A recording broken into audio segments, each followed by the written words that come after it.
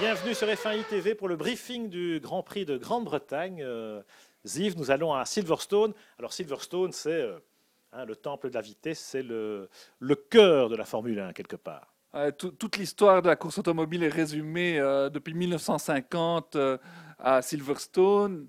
Les teams anglais vont avoir à cœur de faire des bons résultats. Je crois que Lotus, McLaren, ils vont tout faire pour accrocher une victoire. Alors c'est vrai qu'on est dans un endroit particulier. Il y a quelques circuits dans le monde comme ça, on arrive et on sent la différence. C'est les monuments, quoi. C'est Spa, Monaco, Monza, Indianapolis. Silverstone, vraiment. Enfin, moi j'étais à Goodwood le week-end dernier pour le Festival of Speed. Donc là, je peux vous dire que la passion du sport automobile pour les Anglais, c'est une religion, quoi. Et ils ont une connaissance, un respect aussi de l'histoire de la course. Voilà. Le fait que on a quand même 7 teams sur 11 ou 12 qui sont basés dans la région. C'est Silicon Valley, quoi. Ils sont tous basés là-bas. Et pour revenir aux performances de Valence, on a vu la Red Bull hyper performante, partir 21 secondes devant tout le monde. Moi, je vois très bien les deux Red Bull s'enfuir. On ne les reverra plus de tout le week-end. Alors Red Bull, ils sont à Milton Keynes, ils sont à 20 km de Silverstone, pas plus. Mercedes, Schumacher sur le podium à Valence. Brackley, ils sont à 9 km de Silverstone. Comment tu vois les Brackley Boys? Ouais, les Brackley Boys vont hyper bien marcher, ils vont se débrouiller, ils vont passer devant. Ça va être la bagarre, c'est vrai. C'est sûr que ce sera la bagarre. On est curieux de voir ce que ça va donner en qualif aussi. Alors, on attend beaucoup des Lotus parce que Enstone, là, on est à 30 bornes de Silverstone, mais on est toujours dans la région. C'est en ça qu'on se rend compte que c'est extraordinaire quand même d'avoir ce triangle des Bermudes, là, en quelque sorte. Est-ce que Lotus peut aller chercher, ou Schumacher d'ailleurs, aller chercher cette fameuse victoire, le 8e vainqueur différent cette saison? Oui, tout le monde.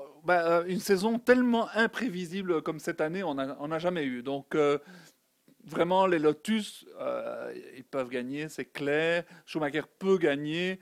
Je ne m'y attends pas, par contre. Je m'attends vraiment, ça sera pour moi ou bien les Red Bull, ou bien les McLaren, plutôt Lewis Hamilton que Button, parce que Button est à côté de ses pompes pour l'instant. Mais à Silverstone, tout est possible. C'est vrai que pour les Anglais, c'est un Grand Prix très important. Button, Hamilton, les deux champions du monde anglais chez McLaren. Bon, il faut quand même pas oublier que l'an dernier, qui gagne à Silverstone, le seul Grand Prix qu'il gagne cette année-là, c'est Fernando Alonso avec la Ferrari, qui est quand même en tête du championnat du monde, ne l'oublions pas, après son exploit de Valence. Ce qui est intéressant, c'est qu'il y a d'autres teams qui sont encore plus près du circuit. Je pense à Force India, l'équipe née Jordan. Eux, ils sont à 1 km du circuit, carrément. Ils ont fait une course sensationnelle à Valence, on n'en a pas parlé, les deux, là, Hülkenberg et Di Resta. Et l'an passé, souvenez-vous, Paul Di Resta, il se qualifie en 3e ligne à Silverstone. Alors, est-ce qu'ils peuvent, les Indiens orange, là, est-ce qu'ils peuvent jouer le podium, par exemple? Oui, ils ne peuvent pas être plus proches de Silverstone, donc ils sont vraiment à la maison. Et voilà une équipe qui me plaît, Pierre, parce que j'adore ces deux jeunes gars, Di Resta et Hülkenberg. Moi, je crois qu'ils ont un avenir extraordinaire devant eux. Ils ont fait une performance d'équipe magnifique à Valence. Hülkenberg était tout le temps devant. Moi, je trouve que c'est une chouette équipe et à la maison, ils vont bien marcher, c'est clair. C'est vrai que l'air du pays va peut-être leur réussir. Voilà, on espère qu'on va vivre un Grand Prix aussi intense qu'à Valence. Il y a deux facteurs encore qui peuvent être déterminants, évidemment. C'est la météo, parce que soit on a la chaleur, parce que ça peut être la canicule si la météo, si l'anticyclone se maintient, auquel cas on peut avoir par exemple les Lotus qui peuvent surprendre avec ces Pirelli, soit la météo elle peut être un peu plus changeante. Oui, ça peut brouiller les cartes, c'est clair. Et puis, il faut jamais oublier Alonso, qui est toujours là comme un pitbull. Dès qu'il y a une occasion à saisir, on l'a vu l'année dernière, il est là pour la saisir, même avec une voiture tout à fait dominée. Il est capable de gagner le Grand Prix également. On va se régaler en tout cas parce que c'est un vrai circuit de pilotage. Je peux vous dire que l'enchaînement, la première partie, le premier secteur, Stowe, qui passe quasiment à fond aujourd'hui. Quand vous voyez le virage, je peux vous dire que ça tourne. Et puis le formidable enchaînement Beckett, McGots jusqu'à Stowe. Voilà, c'est un circuit à l'ancienne encore, même s'il a été formidablement modernisé avec des installations maintenant ultra modernes.